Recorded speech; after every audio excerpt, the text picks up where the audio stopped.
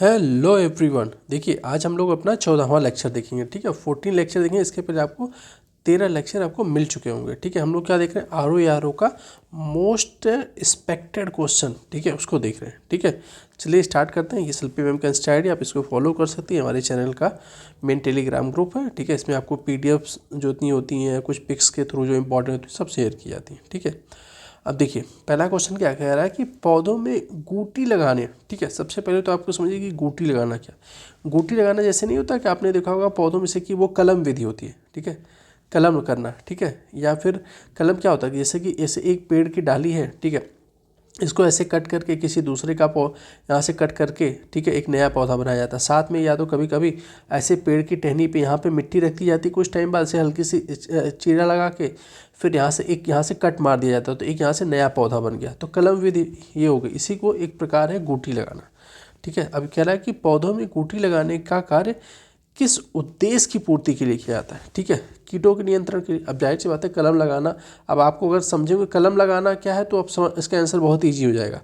ठीक है, पहला कह रहा है कीटों के नियंत्रण के लिए, वनस्पति प्रसार के लिए, बीजों के अंकुरण हेतु, खरपतवार नियंत्रण हेतु। ठीक है, देखिए इसका आंसर हो जाएगा वनस्पति के प्रसार के लिए। ठीक है, क्योंकि काट के उस वही सी बात है, उसके कई एक पेड़ से कई कलम बना सकते हैं। ठीक है, कई पौधे निकाल सकते हो, तो ये वनस्पति प्रसरण के लिए ही किया जाता है ज़्यादातर। ठीक है, तो इसका मेन जो कॉज होता है वो वनस्पति, बी आंसर हो जाएगा। ठीक है, अब देखिए नेक्स्ट क्या कह रहा है कि कंप्यूटर से रिलेटेड आपको क्वेश्चन है कि निम्नलिखित में से कौन सा कथन सही नहीं है। ठीक है, कह रहा है कि ईमेल, ठीक है, ईमेल इलेक्ट्रॉनिक मेल के संदर्भित करता है। WWF ये तो WWW वर्ल्ड वाइड वेब के संदर्भ में करता है। CPU कंट्रोल प्रोसेसिंग यूनिट को संदर्भित करता है।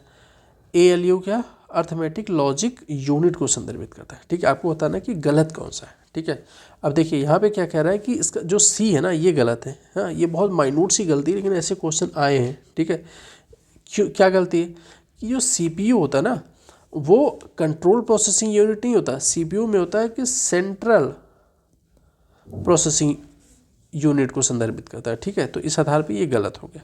सेकंड में भी पूछा है कि गलत कौन सा है। ठीक है, आपने बहुत यूज़ किया होगा GB, बाइट, ये बहुत ही माइन्यूट सी चीज़ें हैं और बहुत से इसमें मिस्टेक होती है।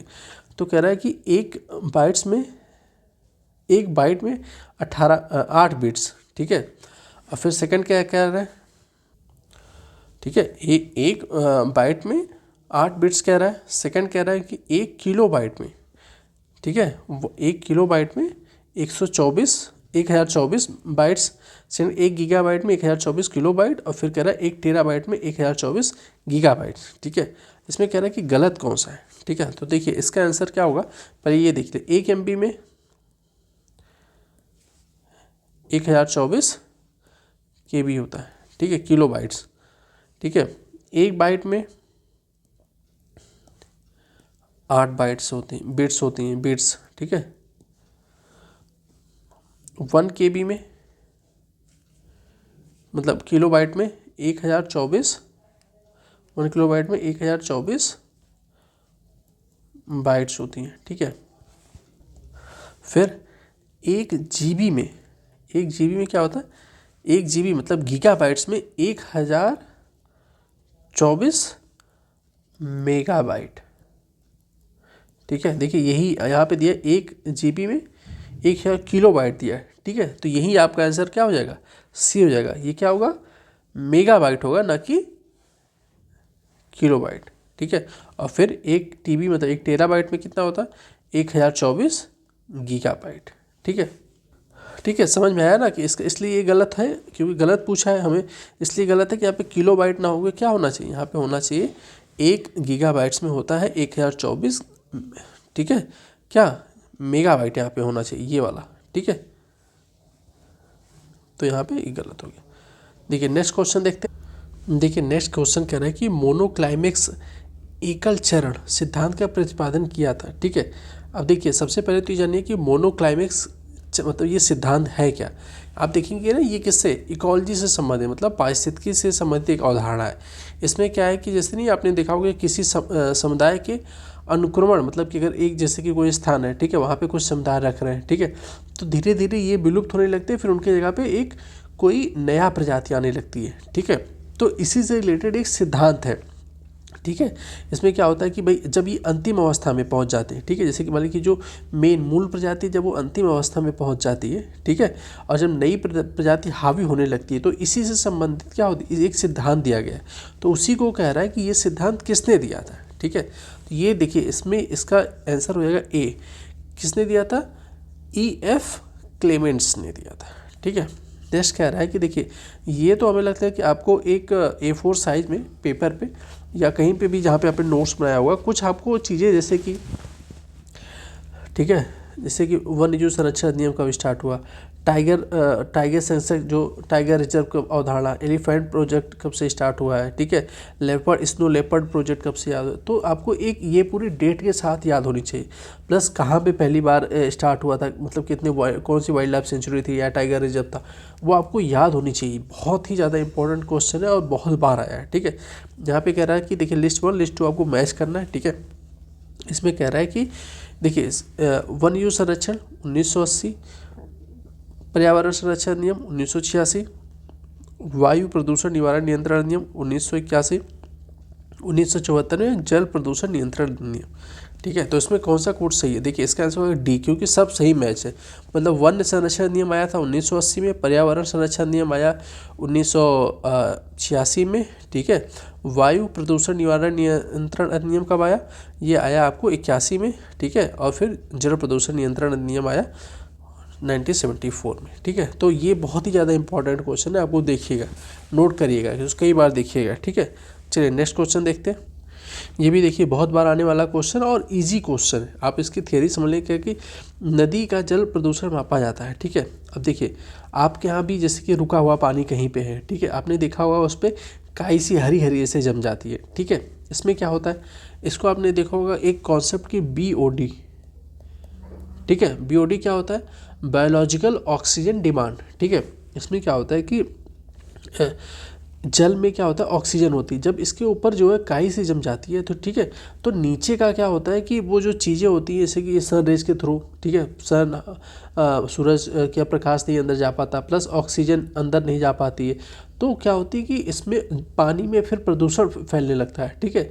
और जो भी इसमें जैसे शैवाल हो गया, मछलियाँ हो गई, जो भी चीज़ें हो गई, वो क्या होती है ना, उनको रोशनी मिल पा रही है ना, क्योंकि कूड़ा करकट हो जाता है बहुत सारा, उसी की वजह से ये ऊपर सफ़ेद काई सी जम जाती है, ठीक है, एल्गी सी आ जाती है। तो इसी वजह से जब उनके जम जाती है तो इससे सनरे नहीं मिल पा रही, हवा पानी कुछ भी नहीं मिल पा रहा है, तो वो चीज़ें फिर सड़ने लगती है। सड़ने से क्या होता है, फिर पानी में काई जम गई, नीचे ऑक्सीजन मिल नहीं पा रहा है, तो फिर क्या होता है, ऑक्सीजन की कमी की वजह से उसमें जितने भी जीव जंतु होते हैं, जैसे मछली हो गई या फिर और जीव जंतु, क्या उन्हें मरने लगते हैं, ठीक है। तो नदी का जल प्रदूषण कब माना जाता है? जल में घुलित ऑक्सीजन की मात्रा, हाँ ठीक है। तो इसका आंसर हो जाएगा डी। तो ये हल्का सा आपको कॉन्सेप्ट हो गया। अभी जब कुछ सीरीज भी स्टार्ट करेंगे इन्वायरमेंट इन सब के क्विक रिवीजन से संबंधित, तो उसमें और डिटेल में देखेंगे, ठीक है।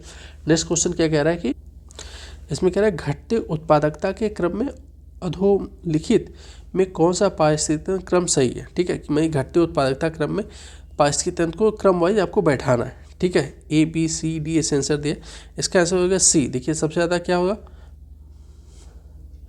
मैंग्रोव, अच्छा देख लिया मैंग्रोव हो जाएगा, ठीक है। मैंग्रोव के बाद घास का मैदान होगा, फिर झील होगा, फिर सागर, ठीक है।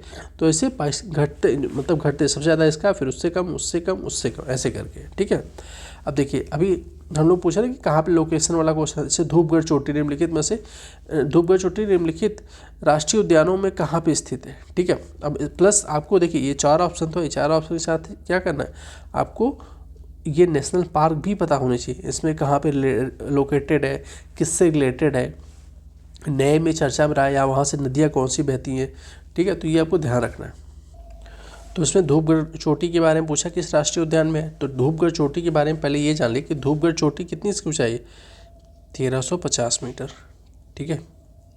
तो धूपगढ़ चोटी सतपुड़ा राष्ट्रीय उद्यान, ठीक है, सतपुड़ा राष्ट्रीय उद्यान में स्थित है। सतपुड़ा पर्वत श्रेणी का विस्तार आप देखेंगे पश्चिम में राजपीपला राजपीपला की एक पहाड़ियाँ है, ठीक है, वहाँ से प्रारंभ होकर ये महादेव मैकाल जो आपने देखा होगा, ठीक है, महादेव मैकाल पहाड़ियों के रूप में इस छोटा नागपुर पठार तक, पश्चिमी सीमा तक, वहाँ तक जाती है, ठीक है।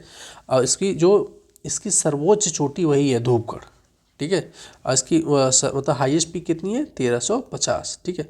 तो धूपगढ़ चोटी की राष्ट्रीय उद्यान कहाँ पे स्थित है, ये सतपुड़ा राष्ट्रीय उद्यान में, ठीक है। और ये आप देखेंगे तो अब कान्हा, जैसे कान्हा चर्चा में है, कान्हा कहाँ पे, ये देखेंगे एमपी में है, ठीक है। इसमें 2 जिलों में फैला हुआ है, एक वहाँ पे मंडला और बालाघाट करके, ये 2 डिस्ट्रिक्ट। अब 2 नेशनल पार्क बांधवगढ़ और माधव राष्ट्रीय उद्यान, आप कमेंट बॉक्स में बताना कहाँ पे लोकेटेड है, किससे संबंधित है, ठीक है। देखिए नेक्स्ट क्वेश्चन क्या कह रहा है कि भारतीय वन स्थिति रिपोर्ट 2019 के अनुसार निम्नलिखित में से किस राज्य में जनजातीय जिलों, ठीक है, ध्यान रखना जनजातीय जिलों की संख्या सबसे अधिक है, ठीक है। अब देखिए इसमें थोड़ा सा कन्फ्यूजन ये था कि जो 2019 का वन स्थित फॉरेस्ट जो सेंसस हुआ था उसके अनुसार नागालैंड और मेघालय, ठीक है, दोनों में कितने 11 जिले थे, ठीक है। नागालैंड और मेघालय में दोनों में 11 जिले हैं, ठीक है। तो इसका आंसर दोनों सही होता। हालांकि जो आयोग ने ये क्वेश्चन माना था आया था, तो इसमें क्या है कि उसका आंसर इन्होंने ए माना था, ठीक है। देखिए भारत में निम्नलिखित में से किसे एक जैव विविधता हॉटस्पॉट माना जाता है।